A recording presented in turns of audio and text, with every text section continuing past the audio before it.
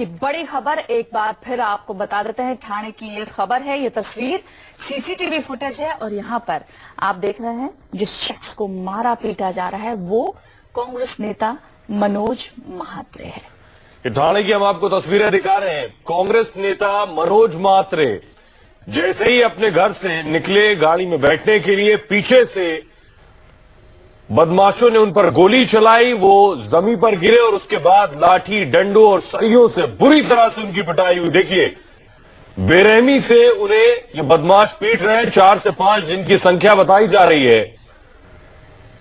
और कौन है ये लोग, इस बात की अब तक जांच जारी है। खबर यह है कि मनोज महात्रे की मौत हो गई है। मनोज महात्रे कांग्रेस के नेता थे और बदमाशों ने उन पर ताबड़तोड़ हमला कर दिया। उन्हें अस्पताल में भर्ती कराया गया जहां उनकी मौत हो गई। भिवंडी महानगर परिषद में सभागृह थे और आने वाले महानगर परिषद चुनाव की तैयारियों में जुटे हुए थे। फिलहाल पुलिस तफ्तीश में जुटी हुई है।